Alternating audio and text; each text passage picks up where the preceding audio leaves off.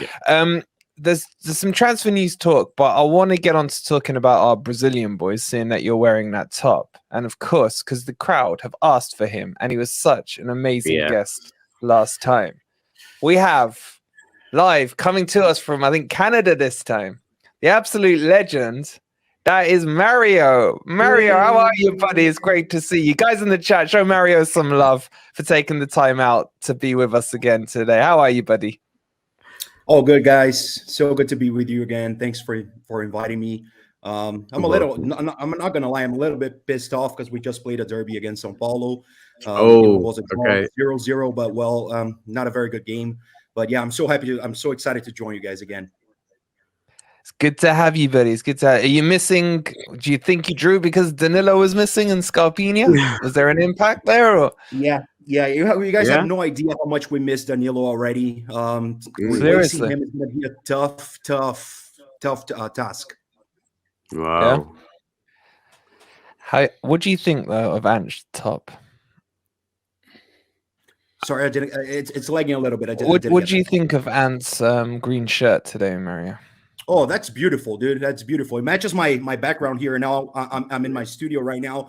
You know, now I have my equipment again. So the first broadcast I was in Brazil, didn't have the best setup, but yeah, now we're back, and that's a beautiful jersey, dude.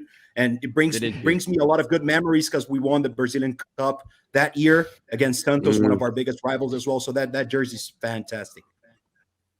Yeah, well, and doing us proud, representing the Brazilians from our side of the pond. So it's good. It's good. Guys in the chat, we've got a Q&A open. Get your questions into Mario. And we're going to start talking about Danilo and Scarpinha now, and a bit about Logi as well. Danilo came on yesterday, Mario. I don't know if you've seen any of the highlights from the match at all from yesterday. And he looked a little nervous because he came on just before halftime. He looked a little nervous in the first 5 minutes before the halftime break. But then the second half, I think once Scarpinha came on, it released him, because I feel there were certain points where Danilo and Freuler were both playing as CDMs and holding back too deep. And then Scarpa came on and played a deeper position himself, which kind of released Freuler a bit up the pitch, which was interesting to see. And then Danilo just was in there. He looked settled within 10 minutes of the second half. And he was straight in there. And is that what we can expect of him, just ready to go like that? Or is there still more in the tank from him? Well, I mean, like you said, I think I watched your stream after the game, your analysis, and I did watch the highlights. The game was pretty early here in Vancouver. Yeah, I think it was like 7 a.m., so I wasn't ready to watch it. I was waking up and getting ready to go to work. But I did watch the highlights and also the post-match analysis. Your manager is it Cooper, right? Your manager is Cooper, yeah. So I don't get it wrong. Yeah. So I watched his interview as well. So yeah, like you said, he was a little bit stiff, a little bit like insecure to begin with. I think he wasn't like 100% mentally ready to join on the first half because of the injury of the other players. So yeah, surely when he first tried to control the ball, he was a little bit lost. But then when Scarpa joined him, it's a very good symphony that they have together, as well as they did here in Brazil, not here in Brazil, in Palmeiras. So I think Danilo, like you said, he was a little bit nervous. You have to give him a little bit of time to adapt, right? But he's a fantastic player, dude. He's still very young. Like I told you, he had a very poor upbringing, so very humble person. He doesn't speak the language. He's not used to the cold weather because where he came from, pretty warm all the time. So and the game style, his play style needs to adapt to the Premier League. But yeah, soon enough, dude, give him like a few matches, 3-4 matches, he's going to be ready to go, and you guys are going to see what I'm talking about. Yeah. And were you impressed with what you saw from him yesterday? Yeah, I was. I mean, he came on it. And as we say, he was a little bit. I mean, obviously, the guy's going to be a bit nervous making his debut. Unfortunately for him, Mario, he played in quite easily the worst stadium in the Premier League. Bournemouth, that stadium holds 11,500. We would have taken 11,500 had we been given the tickets. So he made his debut in a crappy little stadium. But after the first few minutes, it was his athleticism that got me excited. The way he moved across the ground, he got stuck in. He was aware all the time. I was really, really impressed with him. Even though it was his first game and you make allowances, he did more than enough to me to show promise that he's going to be a top player for us. Very exciting. Yeah. And as the way that Scarpa guided him on at the start and was acting like a bit of a translator was pretty cool, wasn't it? And it's like you can tell he's almost like a fatherly figure to him already coming into it.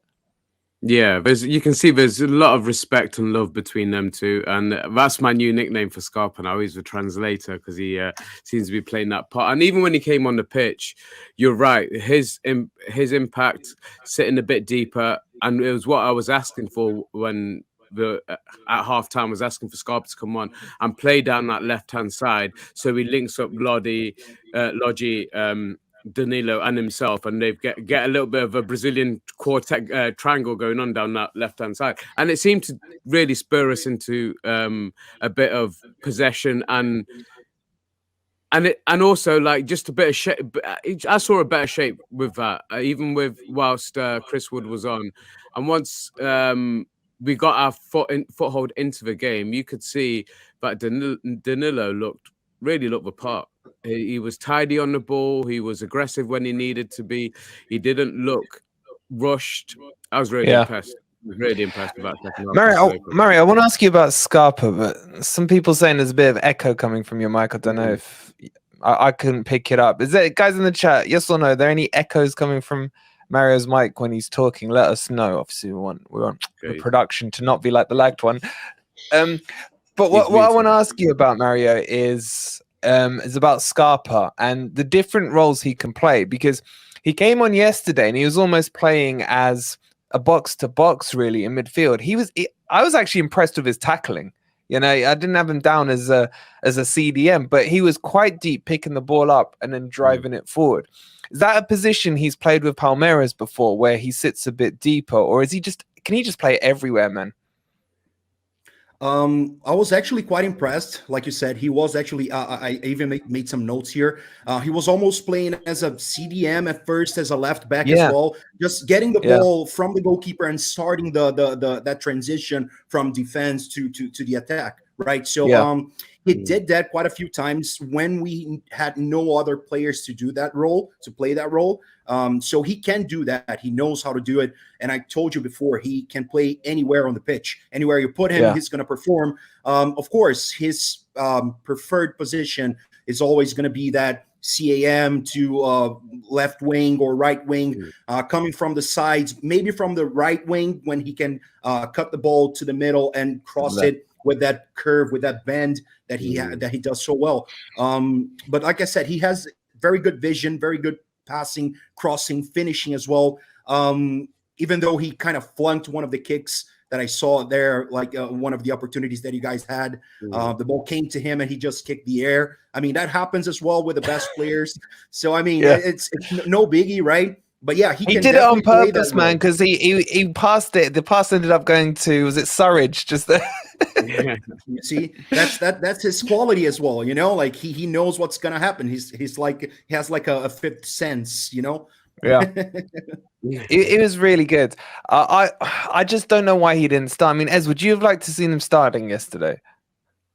That would have been the way round I would have gone with it. I wouldn't have started with Chris Wood. I didn't think it made sense after he's not actually trained with the first team, as mentioned. But I would have liked to see him start. As it turns out, whatever happens, he changed the game, and he got us more. He did a couple of things that I was really impressed with. Not only, obviously, his range of passing. Scarpinia's range of passing is fantastic. Occasionally, he'll get it wrong. But his range of passing with very little backlift is just amazing. And also how when he was in that deep lying position, he dribbled up the field with, like, honestly, he had no fear. He's dribbling past 3 or 4 defenders. They had to foul him. They fouled him, didn't they, on that one? He picked it up at left back, ran it forward. Yeah, he varied his pace. He never looked like he was going to be out of control of a ball, always looking around as well. It takes a special kind of player who can do that, you know, still be confident on the ball. So I think he was a real game changer yesterday and brought out the best of in our other 2 Brazilians as well. And certainly got us on the front foot a lot more, because the first half we were poor. I mean, if if Bournemouth had taken their chances, we could have been going in 2-3-0 down, and the game could have pretty much been gone. But we were still in the game, and the Scarpinha substitution for me was a game changer yesterday. Yeah. We will talk about Wood in a minute, but while we've got our Palmeiras experts on, we're going to focus a bit on the Brazilians, and I'm going to throw him a curveball in a minute and watch how I build up to this one. And how did you feel about Hennessy's performance yesterday? Were you a bit more set on him? What's that got to do with the Brazilians? He's thrown me one. Watch where I just wait. You'll see. Yeah, but I've got really serious. It's the jersey, mate. It's the jersey. I've got a really serious question to ask Mario. Do you want me to keep it, or do you want me to ask him now? It depends what it is. Well, I have to say it if you want to know what it is. Right? Okay, Mario. we call Scarpa Scarpinha. Yeah. Well, I've got a new name for Danilo. It's called Daniplo. Have you guys noticed the size of that guy's nipples? Is it something you've said? Be honest. I mean, I never noticed it. I never gave it a good look. Maybe because I'm not that interested. But well, you can't lie. You can't lie. He's got very nice nipples, though. We never said they were nice. We saw he did the medical at Forest, and during the medical, they filmed it, and he had his top off in like that. And I thought, it must be cold or something. But then they brought out the photographs of him in his new Forest shirt. And that's all you can see. I love him. No, I shouldn't say that. It's super cold, dude. It's like I said, he came from a very warm place in Brazil. The state of Bahia, it's super warm. So, like, he's not used to that. So it could be one of the reasons. But, well, I mean, yeah. I always pay more attention to his playing than... Can we talk about the play rather than? I was expecting you to say, "Yeah, it's funny you should say that." That's what we'll call him as well. Let's Nipplegate, exactly, man. Oh wow, you've got a real fan in Harold here, and anyway, I want to, because you're gonna ruin my segue, mate. You're gonna ruin my segue, right? Oh, then rewind. Hennessy, guys in the chat, I want to know: are you less worried about Hennessy or more worried after yesterday? And does anyone put any of the blame on the goal towards Hennessy for it yesterday or not? I want to know. Yeah, it really is, Si. It really is. Well, Ant does have his own channel. Yeah, let's nip it in the bud. Hennessy, Ant. Let's try again. Take two. I'm doing a lot of take twos tonight. Go on. Listen, I'm going to go against the grain here because I don't think Hennessy had a bad game at all. And I don't think he was responsible for that goal. I thought that goal was a brilliant goal. Yes, the defender could have come across quicker. I'm not excusing all that. But the actual execution of the goal, the way he took it, the first touch was perfect. And he put it right in the far corner and low. So that's my feeling on that. I know that everybody else is going to say, Hennessy's shit. I don't give a toss. That's my opinion. Ez, did you put any of the blame on Hennessy for that goal? I did initially. I got to admit, I put a small percentage of it on him initially. But looking back at it, I think first off, we should have done more to stop the cross. Lodgy gave, I'm going to call him Django Unchained, their new right winger. Yeah. Gave him way too much time to get the cross in. And Worrell, for me, you got to be running across your defender there. You got to be anticipating that coming in at the far post, at the near post. Sorry. So the blame for me squarely lies with the left back, unfortunately, and our centre back. By the time the shots come in, he could have probably got down a little bit quicker, but by that stage, you can't really put the blame on him. So I'm going to pull back a little bit of my criticism of Hennessy for that one. I still don't think he's a backup goalkeeper for the Premier League. He's a third choice goalkeeper for me, and we'll touch on it a bit further down the line. But I think whatever we do in the next week or so in the transfer market is going to kind of indicate what Cooper thinks about his position. Well, there is huge links to Navas at the moment, and they're getting stronger, which we'll get onto in a bit. But the reason I want to talk about goalkeepers and then bring it around to Mario is because we got a question. Oh, where the question's gone. From Richard saying, Mario, do you think we need any more Palmeiras players from you? And what I want to talk about is your goalkeeper. Because Yeah. apparently he's good, and apparently he's only like 3.5 million euros. Can we have him? Can we have him? Dude, my friends are gonna freaking kill me if I talk about any more Palmeiras players here. But no, you guys cannot have my goalkeeper, dude. He's so good.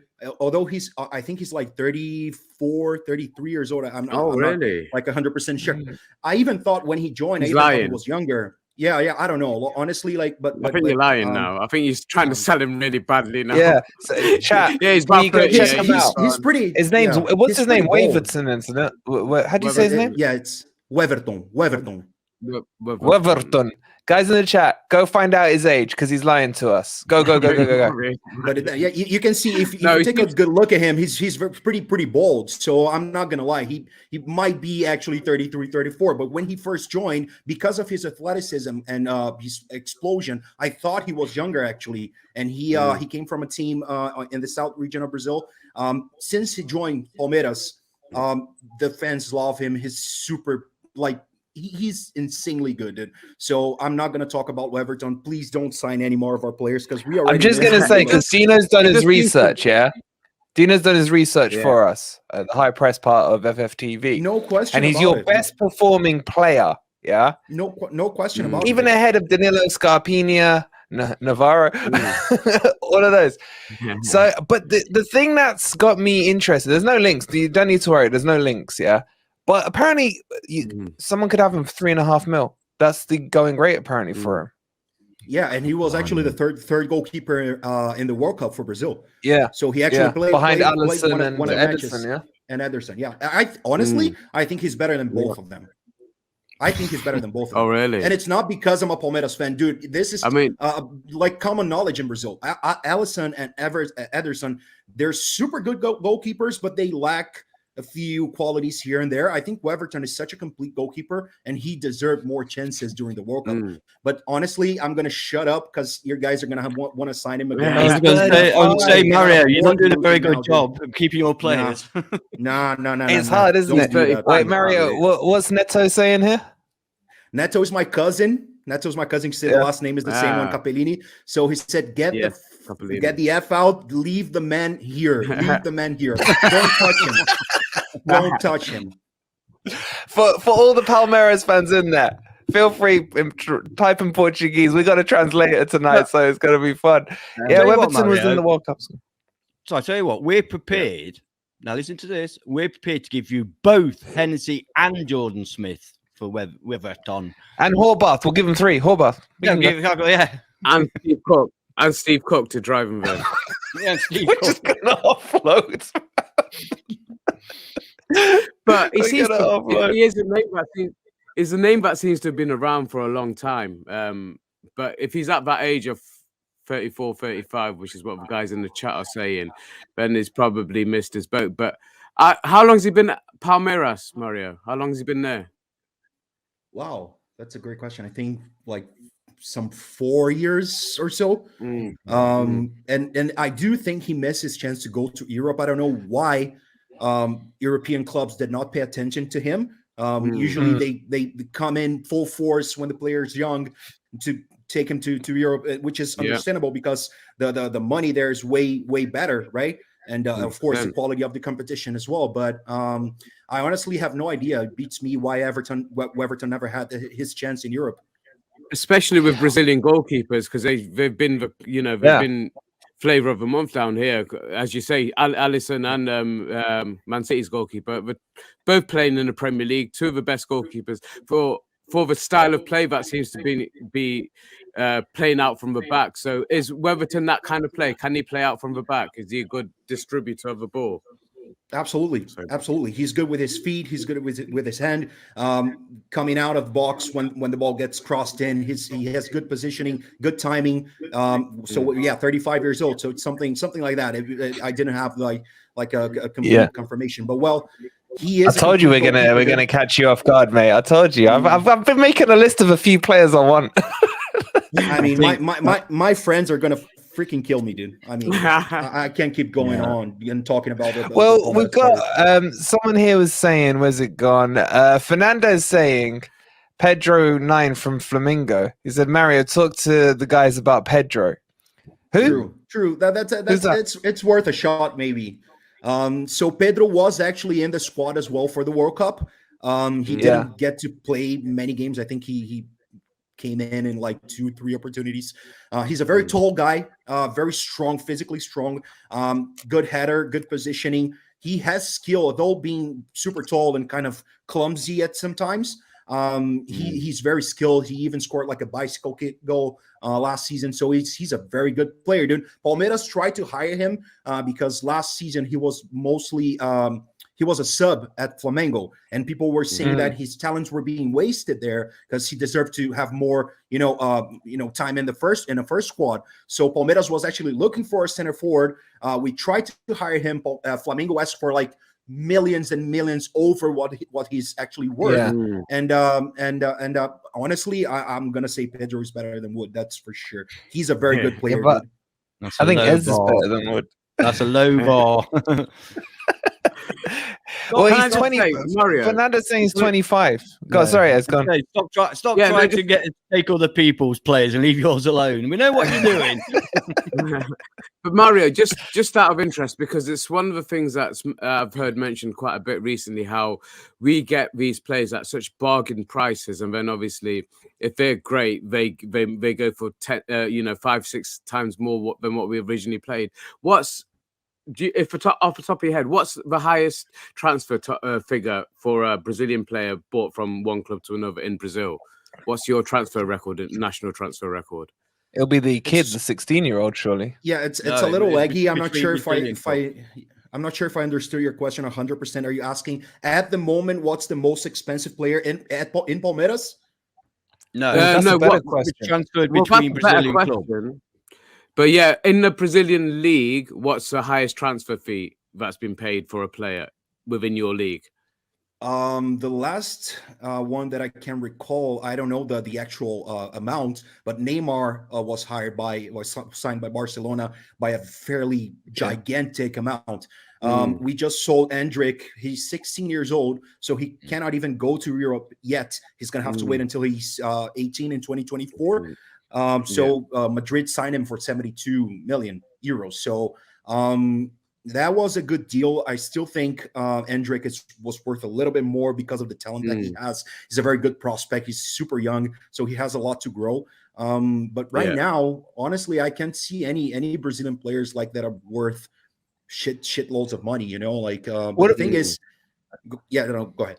I was just saying, Mario. Simon's asking, what about in Brazil? Like that's from what club I meant, to actually. club. Yeah, from club to club within your own domestic league. From between Brazilian clubs. Sorry, guys, it's a little hard to understand because it's cool, man. And Ez doesn't know how to articulate a question anyway. So. I'm just trying to decipher because it keeps lagging a little bit. So I think Palmeiras offered something around, I would say 30 to 40, even 50 million Brazilian currency for Pedro, but it didn't go through. It's usually not that much. We usually like it's between 5 and 15 on that ballpark. And I'm talking about Brazilian currency, Brazilian reais, not euros or dollars. Lucas or is saying Arascaria. So this is another very good player from Flamengo, Arrascaeta. That's what I said. Misspelling there, but it's all good. Arrascaeta. So he's a CAM. He's basically like a midfielder, very attacking player, and he's fantastic. He also played the World Cup for Uruguay. Right. Okay. Two quick things before we carry on. Just before we carry on, two quick things. There's like 170 odd of you in here, 36 likes. Please, if you don't mind, take a second and hit that like. But yeah, look how angry you just made this grumpy old Red. Oh, look at that face. So quick. Hit those likes. Hit those likes. Get it pressed. The second thing is, this is the most knowledgeable, best English-speaking Palmeiras YouTuber there is. Show him some love. His YouTube channel is linked to the title. Please just give it a quick click and give him a subscribe. Loads of you went and subscribed to him last time, and I'm sure Mario wants to, give you all of that love for it. If you haven't, and it's the first time you're seeing Mario on the show, I mean, how fantastic is his English? How fantastic is his knowledge, even on Forest and things like that? It's just brilliant. And thank you again, Mario, for taking the time to be with us. Well, please do go and show Mario some love on his YouTube channel. And Omai is even making it easier for you. Just click the link that's being put in there. And just very quickly, finally, on the poll, do you trust Wayne? 20% of you have said yes, 45 have said no, and 35 said they are still undecided. So I'm going to close that poll. Very, very interesting. I want to move on to the next question from the chat, and it comes from Kestrel. All of our three Brazilians are left-footed. Is this a norm in Brazil or just coincidence? Is there a lot of left-footed players in Brazil? Because I was noticing that as well. Oh, yeah. Well, in terms of numbers, comparison between right-footed or left-footed, I have no idea, to be honest. But it's a common knowledge in Brazil that left-footers. So if you're left-footed and you have ability, you're gonna just shine because left-footers are more skilled than right-footed players. If that's clear. Yeah, I don't know. Yeah. Well, I mean, I'm left-footed, so it's kind of I'm kind of biased in that sense. I'm not a great player, but I mean, Scarpa has a poisonous left foot. Danilo, apart from being the destroyer and like the box-to-box player, and it can play as a CDM depending on who you play him with. He can perform in both roles, but I mean, you can't go wrong with a skilled left-footed player, right? Like we can see by Lionel Messi. So I mean, left-footed players are always more skilled, and I'm biased, but yeah, that's true. There were times yesterday when the ball came across when Danilo was in midfield, and he just like in one movement just turned and swept the ball in one movement with pace. You know what I mean? And it's just like fabulous to watch. Can I ask a quick question to Mario? It's another serious one. You know that obviously this shirt, the championship winning team, who wore number 5 at the time in this shirt? Wow, you got me there, Ant. I'm gonna have to do some research while you guys, talk about something else. I can definitely number 5, dude. I think his name was I think it was Arouca. Yeah, he was he played for Santos as well for Fluminense, if I'm not mistaken. But I think it was Arouca. I'm sure old Gamer will remember, and the rest of the other Palmeiras fans. Yeah. So what year was that shirt? What year was the shirt? Was it 2015? 2015. Right, okay. 2015. So I'm guessing that he must have been a decent player because whoever bought, because this is, not brand new, right? But they had number 5 put on the back, so he must have been a decent player. That's why I asked. He was a good player. Don't get me wrong. Like he was a little bit older when he joined Palmeiras. His prime was actually when he was playing for Santos back in 2010. I think even 2011 when Santos won the Libertadores Cup. Arouca was in the squad. Pele. And but Arouca was a very good player. He was one of the I think he was playing as a CDM as well. As does Danilo. So number 5 is usually the CDM here in Brazil. Yeah. I was hoping that Danilo was number 5. I realized he wasn't, but never mind. He would have been like 2. Okay. Old Gamer stepping up, saying Thiago Santos. Could have been Thiago Santos, but I think it was that was in 2016. I need to double check the facts. Thiago Santos was actually a good player as well. Same level as Arouca, I believe. Yeah, it's in that ballpark. I'm guessing, having won the championship, they're all pretty decent players. That's true. No, we had a good team. We had a good squad that year. And it was actually the first, maybe the year that opened up so many opportunities for Palmeiras to keep winning. So I thought it was an Ireland cheer. Bloody hell, Bobby! Bloody hell. Right. Can I ask you a serious question about Danilo? And I'm going to ask this on behalf of Dino, our FFTV high press guy. He's been doing a lot of research into him, and he feels that Danilo, and Dino, if I misquote you, I'm sorry, but he feels Danilo will probably start at CDM, but Cooper will struggle to hold him in that anchor position, and that Danilo will end up becoming almost a box to box, whether Cooper likes it or not. He will have that tendency to want to go forward. Is Dino right in what he's saying about that, Mario? Is the full holding CDM position like a Partey or a Casemiro not really him, and will maybe his enthusiasm and his youngness and lack of experience force him into just getting attracted to attacking? Dino, hopefully I've represented that right for you, buddy.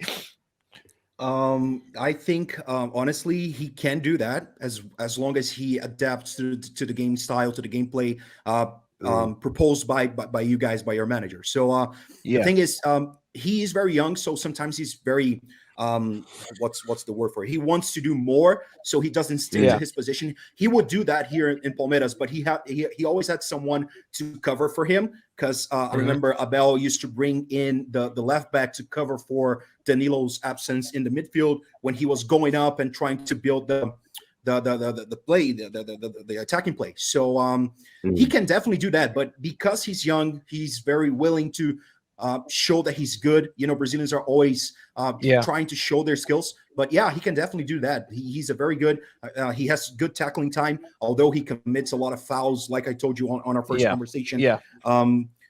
As he improves his mentality and his physical skills in England, I'm sure he's gonna try. The Cooper is gonna try to make him stay behind and act as a CDM, and he can definitely do that. He has the quality to do that. But I think that would be a little bit of a waste if you don't let him go a little bit upwards and towards the attack.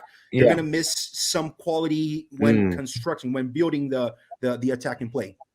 Yeah, because I think the question is not that has he got a quality, but has he got the discipline to stay in that position? Because at the moment we're playing a 4-3-3 with the 3 in the middle, with 1 holding and 2 with a little bit more freedom. Has he got the discipline to sit in that holding position, or would that just be a waste of his talent? Because I do believe that he is better being given a bit more freedom. I saw him on the left side of I think we did kind of switch to a 2. Did we go with 2 in midfield yesterday, guys, or did we still stick a little bit? It got a little messy, didn't it? Yeah, it got a little bit messy, but he was certainly playing more on the left-hand side of the middle 2 or 3, linking up again, like I mentioned, with Scarpa and Logi on that side. So I would like to see him be given a bit more freedom, but I think what Cooper's trying to do is give Freuler a bit more freedom, and for that to work, he needs a disciplined number 5 or number 6, whatever number you want to give him, but the holding CDM. Do you think, Mario, that he's got the discipline to hold that position? Just before you answer that, Mario, Ben, this is a cracking question, Ben. If you can chuck that in the Q&A, and if anyone's got any specific questions, while we got Mario on, let's take advantage of his knowledge and everything else like that. But Ben, if you can chuck that in, I promise we'll come to all the questions. There's a few in there that we'll get through. Sorry, Mario, go ahead. No, it's all good. Regarding this question by Ben, I think he's not very physically gifted. He's a very lean player, so he knows how to tackle, he knows how to defend, but that would give him that would take him out of his comfort zone. Even though he's good with that, he can do that as well. But that would be kind of wasting a little bit of his vision and his quality passing the ball towards the left winger and right winger, whatever. But he can do that. And regarding easy as questions, Danilo has the discipline. He has the discipline, of course, but he has to learn a little bit more of the English and Premier League culture before you guys actually come up with preconceptions of how he plays. He is a good player. He has the willpower to do well in Europe. So he's super young. He can make a lot of money. He can play for the giants of Europe. I'm not saying Nottingham is not one of them. He already is. Don't get me wrong. 2 stars, man. 2 stars. Yeah, 2 stars. It's not everyone has those, you know. So I mean, Danilo is young. You have to give him time. Depends on who you play next to him. Of course, he can do both tasks, both roles, CDM or CM. I've seen him doing both of these roles in Palmeiras, and he did fantastic. But I prefer him as a CDM, as a proper CDM. But let him go a little bit upwards and forward till the center line, whatever. At least he can find some spaces where other defensive midfielders can't. So it's a good opportunity to test him as a CDM, and then as a CM. Whoever plays with him has to complement and adapt to his play style as well. But that could work for sure. Can I ask quickly about his passing? Because something that caught my eye yesterday was how crisp his passing was. Is he renowned as a decent passer, or was it just the cold weather helping him out yesterday? I don't know. Is he a good passer of the ball in general? He is. Yeah. Like I said on the first broadcast, when we scored our goal in the 2020 Libertadores Cup final, Danilo got the ball probably pretty close to our box, and he gave that poisonous cross towards the right winger with such quality and precision that the right winger simply dominated the ball or controlled the ball, crossed it in, and it was headed in at the 99th minute of the second half. I remember just going crazy and crying for 30 minutes straight. So Danilo does have that quality, man. We remember him for that as well. So like, he's not a CAM, a very I'm not going to compare him to whatever Rafael Veiga, which is a good player from Palmeiras, but I'm not going to talk about him because you guys are going to say him as well. You know? I'm handing out names. I'm handing out names here. People are going to be so pissed. Honestly, at me, Mario, they must be watching. Honestly, you spoke about so well about Danilo, and within a week we signed him. It's your fault. It's your fault. Yeah.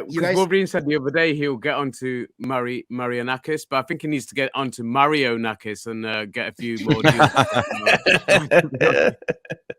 You know, one of the things that I've found really encouraging, Mario, is that our manager, Steve Cooper, seems to really like these 3 Brazilian guys.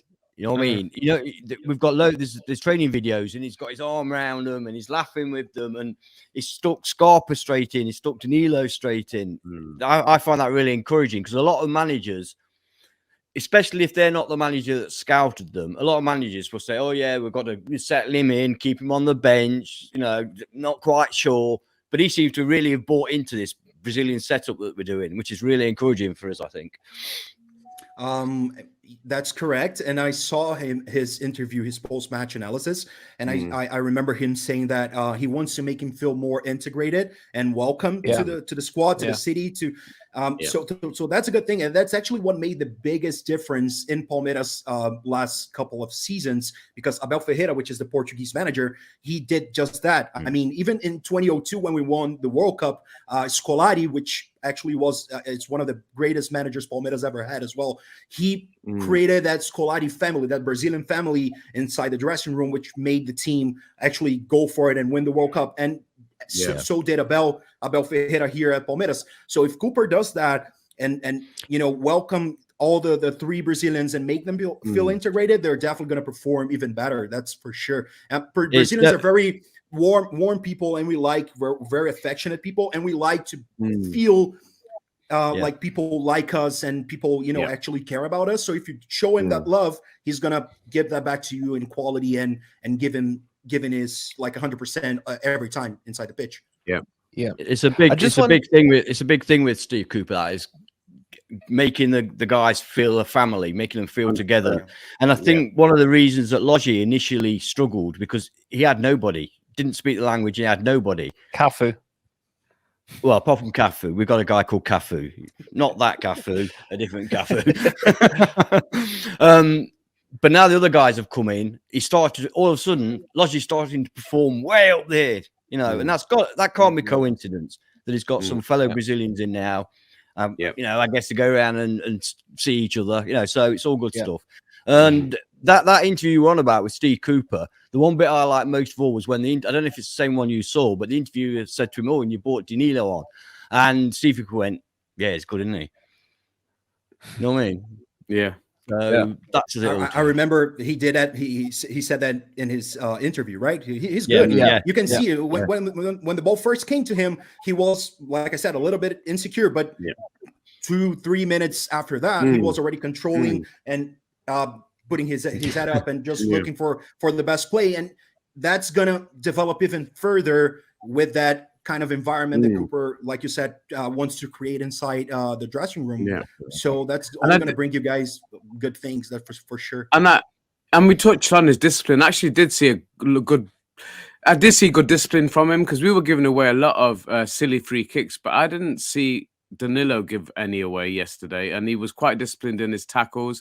He didn't go in for anything that he couldn't get to, so he was very disciplined from that point of view. But just another point: do you think that guys behind the scene at Forest had an idea that we were going to be going for some Brazilian players? Because if you have a look at the kit we played in yesterday, surely that gives you a few, makes you feel good, because it's pretty much a Brazil kit, isn't it? And that's the question from Simon as well, saying, "What do you think of our kit?"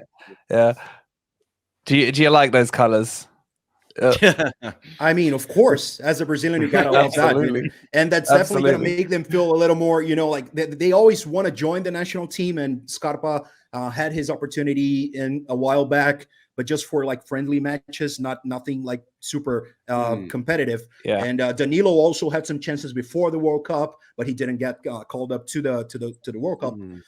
Lodgy was part of the national team for a brief time, I believe.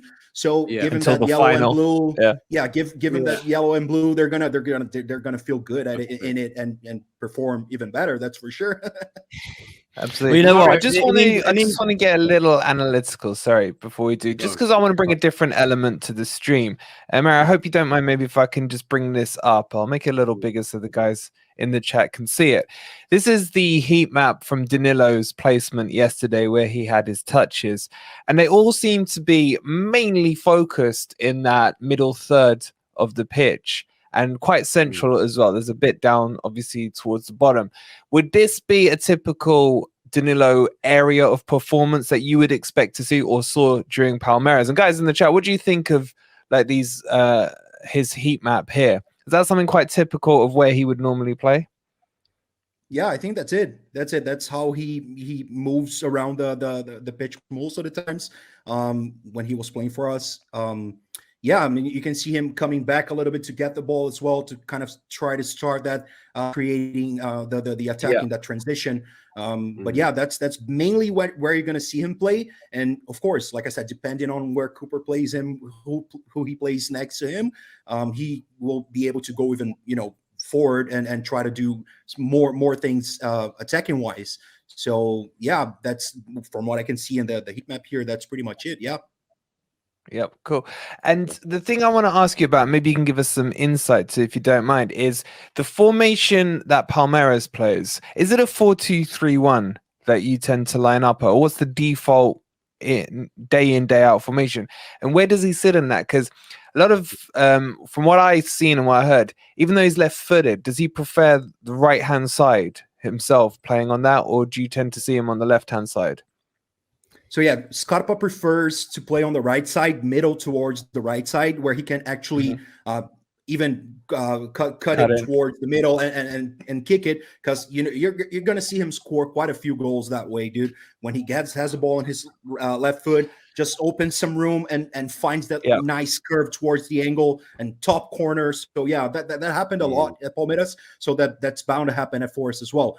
And regarding Palmeiras play style, Abel likes to make a little bit of a transition when you have the ball and when you don't have the ball. So when you don't have the ball, we have 4 players at the defense. So Rocha, Gomes, Murilo, and Piqueires. So the right back and left back. So but when we don't have the ball, Piqueires kind of transitions towards like another center back to cover for the left side. And the right back goes forward to support the attacking. So it's usually a 4-2-3-1. I think that would be the ideal, but you can never know with Abel. He always changes his Fluid. his tactics. So it's kind of hard to get that 100%. But yeah, that's usually how Palmeiras plays. And then would Danilo sit in the 2 in the midfield at the back there? Yeah. And so what's his preferred side? For Danilo, honestly, I see him moving left and right when he's defending, and when he moves forward, I think he tends to go to the left. But that's not like a rule, so he can go either way.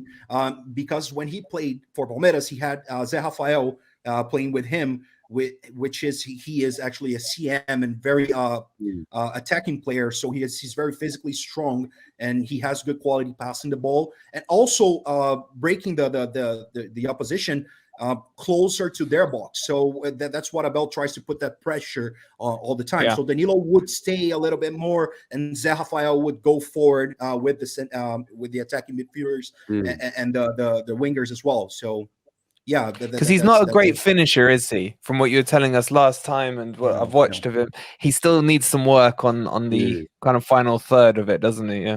Yeah. So finishing from outside the box is not very, very good.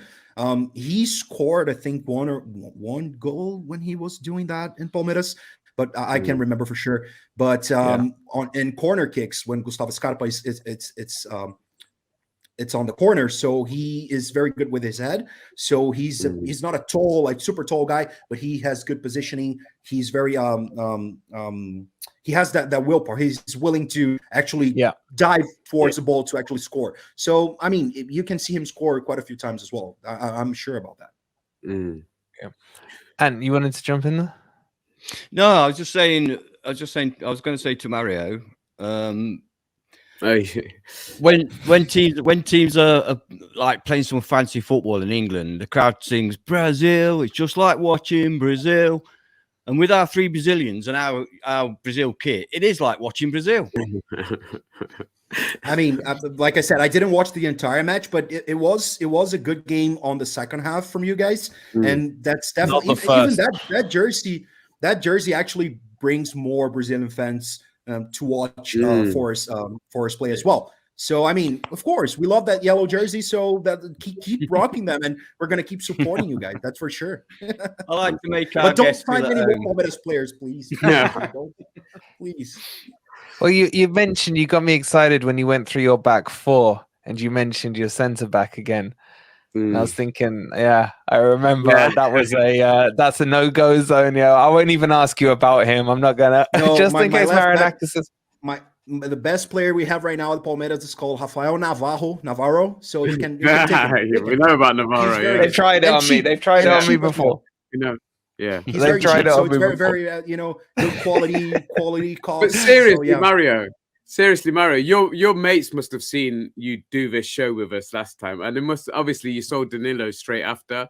They must have been ripping you about that. I bet you had a load of abuse. I got some. I told you guys I got very positive feedback from most of my friends, but some of them were like, "Come on, dude, why are you doing that to us?" And actually, there's a fun fact. Palmeiras is currently we went through to the finals of the Copa São Paulo, which is the biggest youth academy competition in the world. So a lot of good talents like Neymar, Endrick, Ronaldo, whatever. Every good Brazilian player that you see, they came up from the Copa São Paulo. We call it Copinha. So do you remember that diminutive? So Copa, Copinha. So it's the small cup. We call it the small cup. Yeah. So this is it's a competition where you find a lot of smaller clubs from small cities in Brazil, so it's a very good opportunity for them to show their quality. And we actually we played in the quarterfinals against a team that's called Floresta. Floresta in Portuguese, translated to English, is forest. And actually, their first shield, their first symbol was very much identical to your symbol, to Forest copycat emblem. Right I think I've seen them. Yeah, I think I've seen them. Yeah, so we actually destroyed them. Green, isn't it? It's a green tree, exactly. isn't it? Exactly. Yeah, So we actually destroyed them 5-0, and Palmeiras says this is because you signed a bunch of young players. So we destroy them now. You're gonna pay for it. Yeah, but you don't want to do that because then we might need some more players if you do that. That's not a good idea. Dude, I mean, it's funny because it's quite a coincidence, right? That we destroyed them 5-0. It was super nice, very good match. And Palmeiras fans were kind of playing that joke because, you know, some of my friends are very much pissed off at Forest, dude. I'm not gonna lie. They kind of hate you guys now. They hate the team, of course, not you guys. But well, that's what happens, dude. That's a world. That's a football. It's fair enough. It's fair. Do you know we've got an undercover agent who lives in Brazil. I don't know if he's in the chat now, but it's one of our members, and he messaged me telling me, "Yeah, all these Palmeiras fans coming on the channel telling you we love Forest, you know, look after our players." He goes, "I was in the gym with them the other day, and they were swearing and cussing Forest down left, right, and centre." That's true. That's true. Yeah, can I ask you to pass this message on to your friends then? We wanted to buy those players. Palmeiras decided to sell those players, and those players decided to come. It's business, baby. It's business. We didn't force them at gunpoint to come. We cannot be mad at Forest. We have to be mad at our president and you know, our managers who actually decided to sell the player. When it comes to Scarpa, it was his personal decision. Towards July last year, he already came forward and said, "No, I'm not gonna renew my contract. I'm gonna move to Forest at the end of the year because I need to play the Premier League at least once. You know, that's my biggest dream, so whatever." And we understood that, and we were not mad at him. But we were pretty sad to see him go. But Danilo is a very, very good prospect that we had to play for Palmeiras for the next 2-3 years. But then you guys came forward with a decent amount of money. I think it was even less than what he's actually worth. I 16, already. To me, I wouldn't even begin to negotiate for less than 28, 30 mil. Well, can I ask you on that point? Because it's something that I don't know if you guys know Tim Vickery out there in South America. He's like our guru in England. Well, I don't know how good he is, but he's the only one who seems to talk about South American football. He said that crap. Did he? And he speaks very good Portuguese. I know him. But what he said, crap in every language. wait, hold on. What he said was that he thinks that Palmeiras panicked over the signing because they didn't get to sell him last year. And most of the players that leave Brazil will leave before the age of 20, sometimes usually in their teens, to come across to Europe. And that's when their stock is actually higher when it comes to coming across, either if it's to Portugal where they usually end up or what have you. And he's saying that he feels because Danilo reached 21, that was part of the reason we were able to pick him up cheaper. I don't know how true it is, or well, I'm sure he's well sourced. He seems to know some things. But was there any sense of the panic in that because he'd reached that age that suddenly becomes old in comparison to the wonder young kids in there? Do you think that had any bearing? Because I still feel it's quite cheap. I think we got a really good deal there.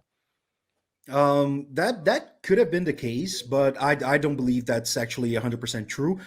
He is getting older, of course, but the biggest risk is that on a few opportunities in the past, we held from selling players, but then they picked up an injury or something, and they started not performing that well, and then we had to sell them for a smaller amount or whatever. But I mean, yeah, that could have been the case, dude, but I don't agree with it. I don't agree with it. I still think he's a very young player. He has a lot of potential to improve even more. So that amount was super low, in my opinion. Like I said, 28, 30 would be the ballpark to start talking, because when it comes, like in 2 years, if he performs well, you guys are going to sell him for, I don't know, 40, 50 mil to like a top notch. I want to keep him. I want to I don't. He's committed. Yeah, no. This is you're spot on, Mario, because we've got him for 6.5 year contract, which I thought was crazy in itself. That takes him to well within his prime. Yeah. And even if he isn't the real deal this year, in a year or two's time, he's going to be unbelievable. And I think it's good business from our side, and I'm still a little shocked that you sold him. Was he still? Did he still have time on his contract? How long was left on his contract? Do you know, with Palmeiras? Was it? I don't think he was coming to the last 6 months or anything, was he? No. It wasn't. It wasn't. The contract was still good. I think he had 1 or 2 extra years in there. Yeah. But honestly, it beats me, dude. I don't know why 2 years left. You see, 2 years, I'm not that dumb. So I still remember a few things. That's no one's kidding. But yeah, like I said, they're not going to convince me that this was a good deal for us. Yeah. It was for Danilo because he wanted to go play the Premier League as well, and now he had his friend Scarpa in there, and Lodge, who's also Brazilian, speaks Portuguese, so he knew that he would find a way of adapting to the city even more easily with these players there. So I mean, it was good for him, but it was a bad deal for us. And good for you guys. It was heavily linked with Arsenal in the summer, wasn't he? It was for a lot more. For way a lot more. Yeah. For closer to what you were saying there, Mario, close to 30-40 million. So is there some truth in what Tim Vickery's saying, but it was a panic sale from your point of view? Yeah. As you're in charge, I'm going to the loo. I'll be right back. Sure. We were about to sell him to Arsenal, and we had another offer last minute from Monaco, who wanted to give one of their players in exchange for Danilo and more money, like a certain amount. But when I was speaking to Wolverine last time, Scarpa was the big deal breaker in this situation. He was the one who actually made Danilo choose coming to Forest and playing the Premier League. But that's true. We were going to sell him for over 35 million, and we ended up selling him for less than 20. So that was a crappy deal because of this kind of rush to actually find something that was good for Palmeiras' bank account. But I actually think it's a very smart move on his part, because he's coming to a club where he knows somebody in Scarpinha. It's coming to a club where there's another brilliant Brazilian player there in Lodge. Also, he's coming to a club where, let's be honest, the spotlight is not going to be on him as much as it would be if he was at Arsenal. The pressure on him at Arsenal would be absolutely outrageous. I mean, the top of the table, you know what I mean? So coming to our club, it actually does make some sense. He's very young. In a couple of years' time, listen, we're like Palmeiras. We've taken him off you. Somebody will come and take him off us. That's football. We're not deluded. We know that we're not one of the top 2 years' time, Real Madrid come in for him. He's going to go. So I think it's a smart move for his next stage of development. I agree 100%. You were spot on there. This is why I'm telling you that it was a good deal for him to sign for Forest and have Scarpa helping him. Even because Scarpa speaks English very well. So it would be a good opportunity for him to actually adapt better than he would adapt at Arsenal, even though they have Brazilian players as well. But that pressure is not constant and 100% of the time. That's for sure. Yeah, he'll play for us. He might not even get in that Arsenal side.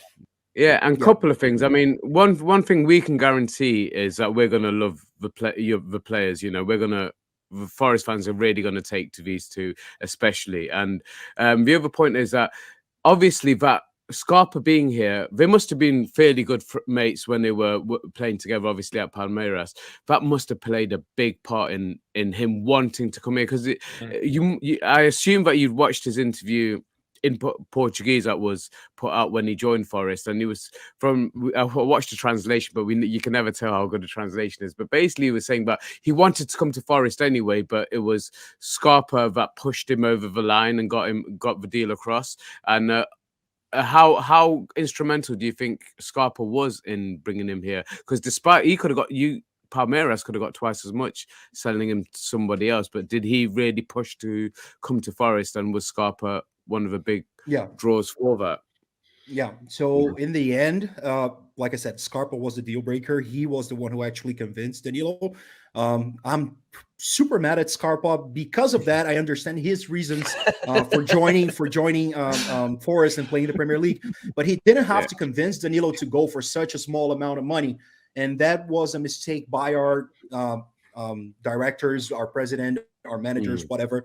But yeah, like I said, Danilo wanted to go to Europe as well. He felt like it was time to do so. At the moment, he is at his prime, but he's going to develop and evolve even more.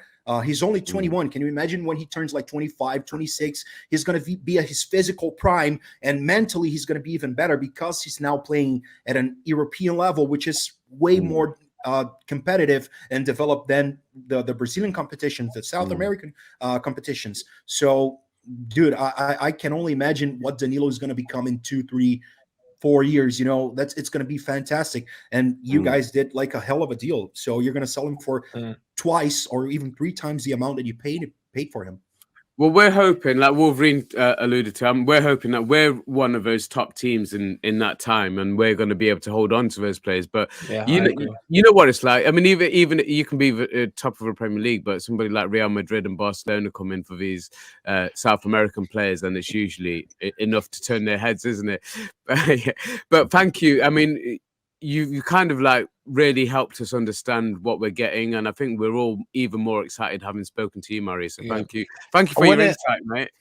I want to, if you don't mind, Mario, my pleasure, keep you for my a couple more minutes. I know you're busy. We've got a few questions from the chat. So, Omar, if you can bring the questions directed at Mario from the Q&A, and we'll go through those. We'll do some quick fire ones. So Sci-Fi saying, Mario, if you could choose someone for us to buy to weaken your opponents, who would it be in either centre back or striker preferred? As a striker, I would say look at Flamengo's squad. Flamengo is considered to have the best squad at the moment in Brazil. It's basically like a national team. They say they could play the World Cup, but that's bullshit. They're very full of themselves. You know, they think they're the best, even though we beat them when we played against them in the final of the Libertadores in 2021. So they said, no, it's going to be 4-0. We're going to destroy you guys. They ended up losing, and we became 3-time champions. So they have to suck it first and foremost.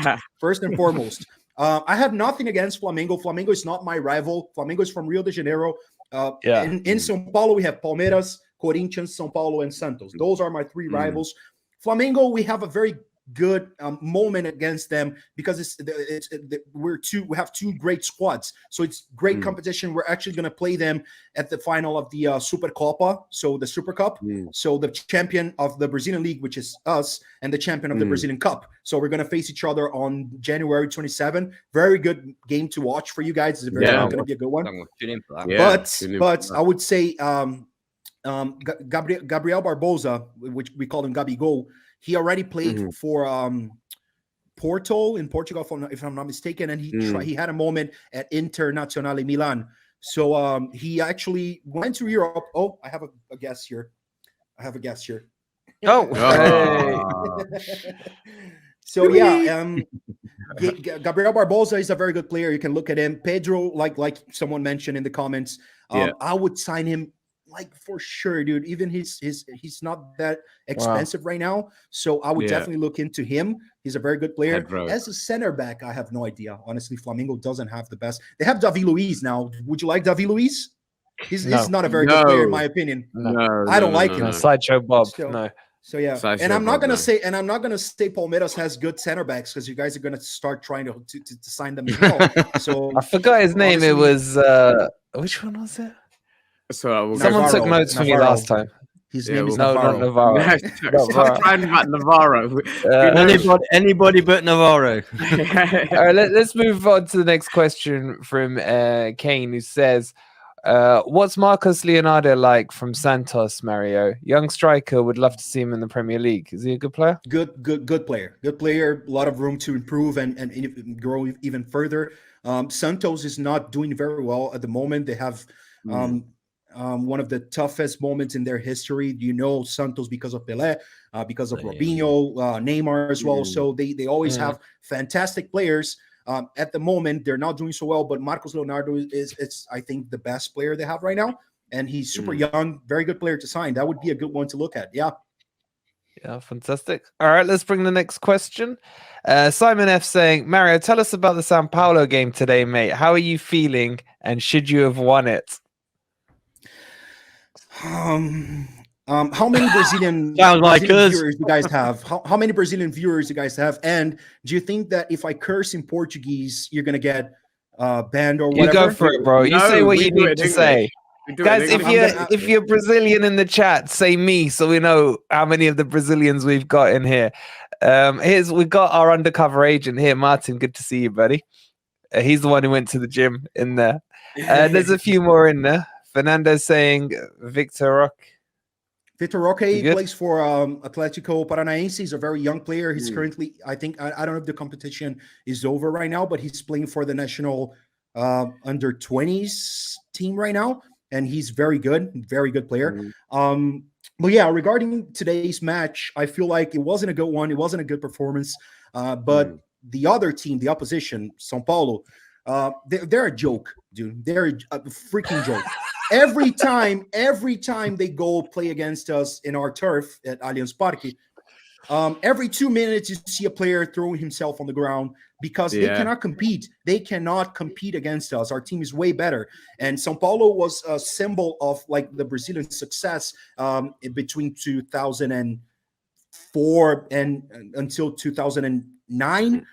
They won 3 Brazilian leagues consecutively, back to back, and won Libertadores Cup. They were the first ones to be like 3-time champions with Santos of the Libertadores Cup. So at one point, one of his presidents was starting to joke about Palmeiras because we were not doing well.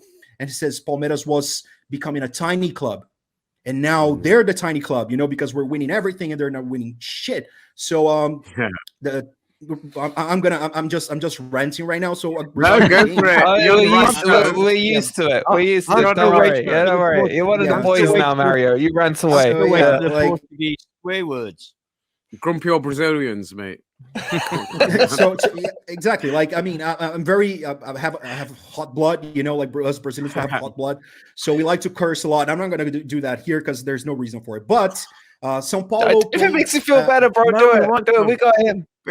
Ok, então vai tomar no cu, São Paulo, bando de filho da puta, time pequeno do caralho, time pequeno, apequenou, vai se fuder, aqui é Palmeiras, porra. Okay, thank you. You got it off your chest?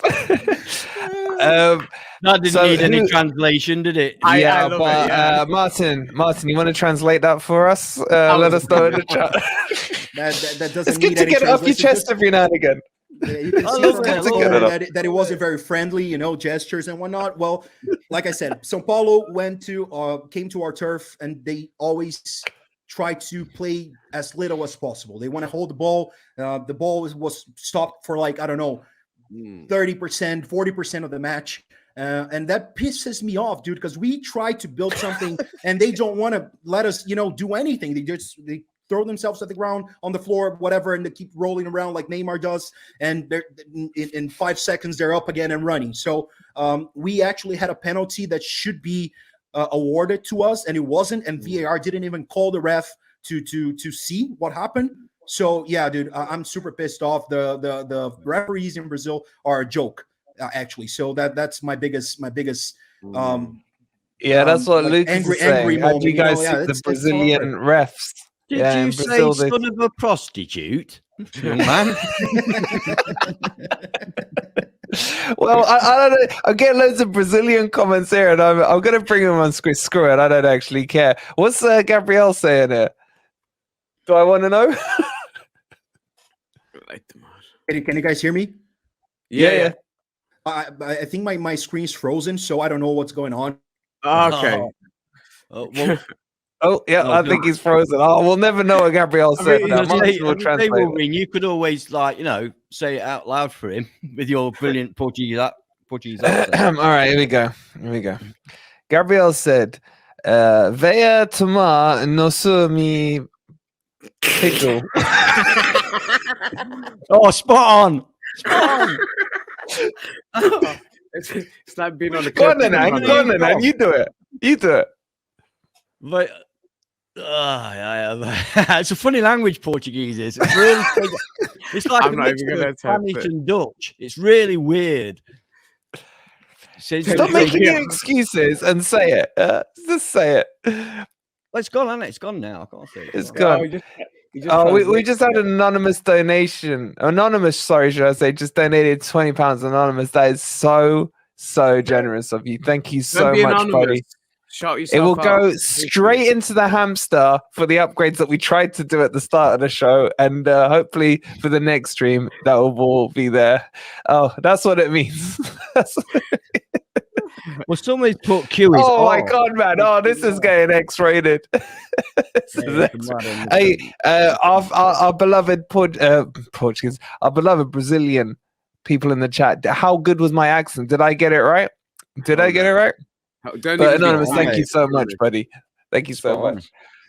Okay, I think. Well, I hope you guys enjoyed Mario. I don't know where he's gone, I but think I he's gone to do 10 Hail Marys. No. Hail Marys. I can't even get that. It's I going hope to you did kick some enjoy more that. holes in the door, I think. Hey, Brett, it weren't that bad. It's better than ants. What I want to do then, I want to talk about a couple of other things in the game because I'm sorry, I just get lost listening to Mario. He's fantastic, he's guys. brilliant. Please show him some love and go and subscribe to his channel if you haven't already. And if you wanna see more of Mario on here, we're happy to bring him on. We just need to buy some more of the Palmeiras players to keep him coming in. So Marinakis, if you're listening, here he goes. Here he goes. He's back. He's back. There he goes. Mario Nakis is back. Hey, welcome back, bro. It's all that swearing. It's all that swearing. YouTube didn't want me to swear. Yeah. So I told you guys. We've had everybody translating. You're a very naughty boy. Yeah, we've had a few translations, my friend. Yeah. Yeah. Like I said, I was just ranting. So you guys gave me the opportunity. I appreciate it. And I'm sorry. You're in the right place, bro. I apologize. You're in the right place. Yeah. So yeah, those are all the questions from the chat. I've got one more for you from Simon. He wants to know what the capacity of your stadium is. Is it quite big? Is it about 38 or 40? Today we had 40,300 something. Yeah, so it depends on the configuration. It's a multi-use stadium, so they use it. It's like a full arena. They use it for concerts as well. So it depends on which sections of the stands are open. So today I think we had over almost 41,000. Yeah. 41. That's not too bad. Can I ask you like a weird question, right? Because we're a little behind. I think it would be the nice way of putting it with our training facilities and our backroom facilities and stuff. How good is your like training pitches and things like that at Palmeiras? Is it kind of high tech, top end stuff? And he's nodding away. So would this come as a bit of a shock to Scarpa and to Danilo when they're when they're lacing up in some parks and stuff? Honestly, you guys can just search online the Palmeiras training grounds. It's considered to be the best in Brazil, European top level. So it's a lot of money invested into that. So yeah, I saw a few pictures. But it's nothing like horrible, dude. You guys have a decent facility as well. He's so polite. I love it. No, I dude. love it. I'm telling the truth. I'm telling the truth. And like I said, Brazilian players, they're so humble. They come mostly from such poor and humble upbringings that they don't care about that, dude. If you give him like an elastic band, he's gonna do whatever he has to do with just that. So no, it's not gonna be a big deal, honestly. You know what? Do you guys have like an intelligence center or something that looks into like the physiological part of the players? Yeah, we do. Yeah, we have so all the technical that's side more of than it, enough. That's more than enough, dude. So don't worry about that. But yeah, dude, I don't know whoever searched for the images right here. So take a look at Palmeiras training grounds. They're just out of this world, And I've been there. Well, I've seen it in person. A lot of the English young footballers now, unless they've got jacuzzis in their own bedrooms and stuff, they don't want to go to that club. But some of the training facilities at the English Premier League clubs are hotels, stupendous. Yeah, they've got cinemas, bowling alleys, and acres and acres and acres of land and football pitches to exactly match the stadium pitch. They've got indoor pitches. They're absolutely outstanding. And ours, because we've only just come back up to the Premier League, we're going to have to start to build that because ours is pretty basic by those standards. Yeah. So I think Palmeiras training grounds, we have like 3 or 4 different turfs. I don't know if you're aware of that, but our stadium, the grass is 50 or I don't know, like 60-70% artificial and Yeah, 30% natural. Yeah. So Yeah. they're trying to emulate that in the training grounds as well. So there's one turf that's identical to the one we have at our stadium, 2 others just full natural grass. And even Palmeiras, I don't think that's true. I think it's fake news. But someone said that we have 2 actually youth academy training grounds. We have another one where they actually want to try to implement like a very old and not very level style of turf, because they want players to adapt to a bad turf, because when they go play at a decent one, they're going to have more quality and they're going to control the ball more easily. I think that's kind of crazy, kind of bullshit, but to be honest, I wouldn't be surprised. One thing we have got is a good academy. I mean, our academy has just been granted category A status, which means it's one of the top in the country. So our youth setup is really good. But I mean, Palmeiras' setup is obviously very good from what you've just described there. Does that and you're saying it's way better than anywhere else in Brazil. So in terms of like the playing pitches and so on and so forth, how do they measure up to it? I mean, our Premier League pitches, obviously, you've seen some of them. They're like carpets. Super. But in general, the pitches out in Brazil, what are they like for the domestic games? If you take like, first of all, let me just begin with Flamengo has a fantastic training ground as well. So I'm not going to say Palmeiras is actually the best, but by the success that we've been having in the past, I don't know, 5, 6, 7 years in the youth academies and in the professionals, that's bound to mean something. It means something. So Flamengo has fantastic training grounds. Corinthians, which is our biggest rival, they do have a very nice training ground as well, but I would say it doesn't compare to what we have right now, and that's translated into trophies, silverware, whatever we've been accumulating in the past few years. But the pitches, if you take Palmeiras, Corinthians, Flamengo, Atlético Mineiro, Internacional, so basically I would say the top 10, top 12 clubs in Brazil, they do have decent turfs. But the rest it's garbage. Pure. If you watch the São Paulo Cup, the one that I mentioned now for the youth academies, the Copinha, you guys are going to be flabbergasted to say the least. You know, you guys are gonna find that there's no way someone can play in that. So they actually paint the turf green to mask the holes because of the broadcast. This is the point that I made about how all the pitches there's no level playing ground there in terms of their pitches. You either become a better player playing on those pitches, or you end up with some sort of nasty injury.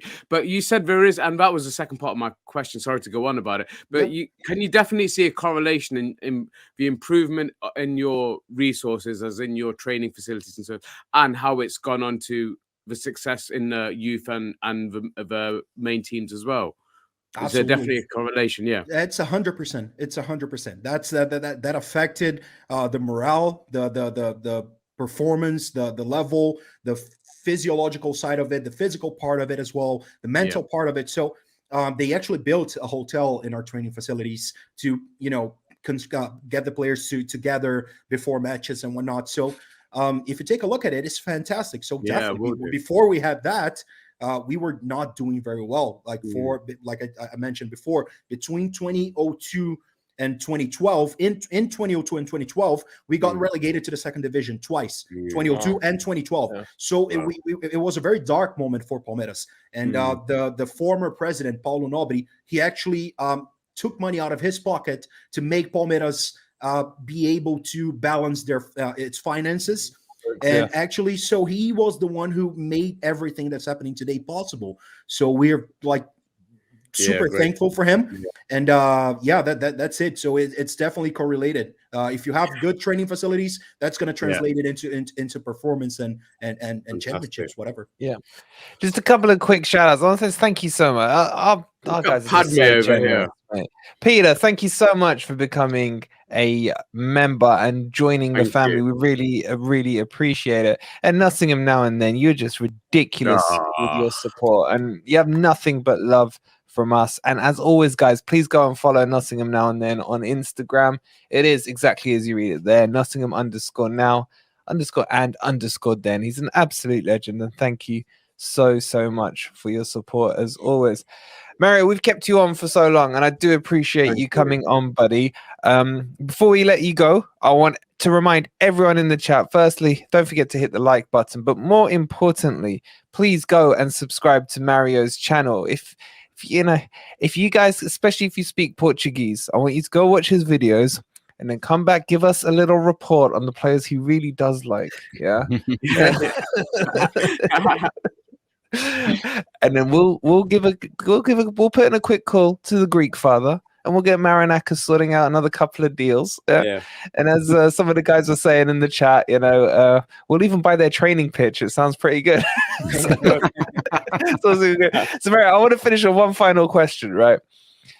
Before we let you go, I've got to ask this, and a few people have messaged me to ask you this. How much would it cost our Greek father, Marinakis, just to buy the whole of Palmeiras? Football team. What's Palmeiras worth these days? Well, Marinakis, you're going to have to die first. If you want to do that, or if you're going to have to kill me, because we're not going to let you do that. What if he bought you? What if he bought Palmeiras as like a feeder club for Nottingham Forest, and he's already got Olympiacos, Nottingham Forest. Why not add Palmeiras to his little? Honestly, how much would it cost? Seriously, how much is it worth? How much is it worth? We're not on the same level as Olympiacos. We're way above them. So it's a different subject there. It's a different subject. So honestly, Wolverine beats me, dude. I have no idea how much it will cost. I'm just hoping he's got enough. It will cost my life, because he would have to kill me, literally kill me to do that. I wouldn't let him do that. I would fly from Vancouver to São Paulo or to Nottingham, whatever, to stop him from doing that. That's not gonna happen. I love the passion. I love it. Yeah. Bless you. Fantastic. Thank you so much, buddy, for your time. We know the time difference is huge, and you taking the time to do it. Gabrielle's saying something. Before you leave us, can you translate that one? We have Palmeiras has over 20 million fans, so it's worth way more than Olympiacos and those little to medium clubs in Europe. So there's no comparison, dude. Yeah, we have 21 million fans. So that already says something, right? Yeah, absolutely. Yeah, it's a good base. Yeah, it's sounding more attractive to me by the minute. I don't know about you boys, but that's a lot of Forest shirts. I wouldn't buy our fans though. Don't buy the fans. Palmeiras fans, they're super annoying most of the times. And sorry guys in the chat here, Palmeiras fans, I'm telling the truth. Palmeiras fans are super annoying. They like to complain about everything. It's the third match of the competition of the season, and they're already saying that Abel Ferreira is terrible, that this player is horrible, that player cannot play for Palmeiras. And I say, chill, guys. It's only the beginning. It's only the beginning. Yeah. So we're definitely not happy clappers, then, no?